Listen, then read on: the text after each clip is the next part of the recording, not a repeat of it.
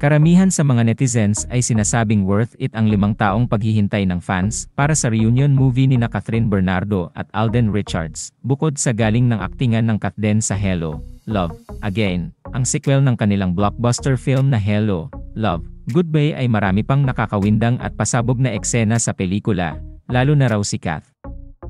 Napawaw at napanganga ang mga nakapanood na ng movie with matching tilyan pa dahil hindi sila makapaniwala sa mga paandar na eksena ni Catherine at Alden. Isa na nga riyan ang pakikipaghalikan ni Kath kay Alden na never pa raw ginawa ng dalaga sa kanyang past movies, lalo na sa mga ginawa niyang projects with her former real partner na si Danielle Padilla. Ang huling pelikula pa ng Katniel ay ang The House of Us, habang ang last na proyekto nila together ay ang seryeng Too Good to be True. Biro nga ng mga fans, si Alden ang nagbinyag sa mga labi ni Catherine on screen na hindi pinatikim ng dalaga kay Ie sa lahat ng pinagtambalan nilang pelikula. May mga nagpost pa sa social media na matapos raw ang bonggang kissing scene ni Kat at Alden ay hinanap daw ng aktres ang kanyang tatay na si Daddy Teddy Bernardo upang makita ang reaksyon nito sa ginanap na premiere night last Tuesday. Komento naman ng ilang nasa premiere night, feeling nila approve daw sa father dear ni Kat ang pakikipaglaplapan niya kay Alden.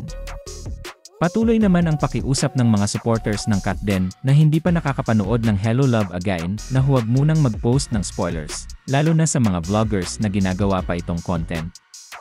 Karamihan sa mga netizens ay sinasabing worth it ang 5 taong paghihintay ng fans para sa reunion movie ni Catherine Bernardo at Alden Richards.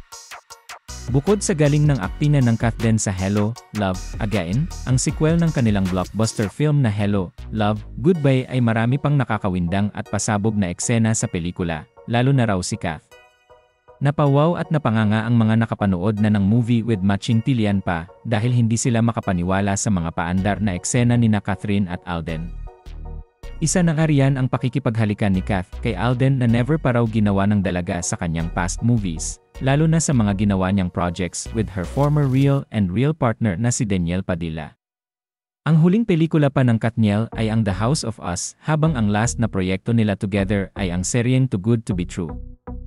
Biro nga ng mga fans, si Alden ang nagbinyag sa mga labi ni Catherine on screen na hindi pinatikim ng dalaga kay Danielle sa lahat ng pinagtambalan nilang pelikula. May mga nagpost pa sa social media na matapos raw ang bonggang kissing scene ni Kat at Alden ay hinanap daw ng aktres ang kanyang tatay na si Daddy Teddy Bernardo upang makita ang reaksyon nito sa ginanap na premiere night last Tuesday.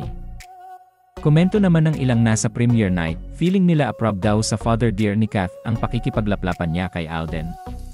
Patuloy naman ang pakiusap ng mga supporters ng Katden na hindi pa nakakapanood ng Hello Love Again na huwag munang mag-post ng spoilers, lalo na sa mga vloggers na ginagawa pa itong content.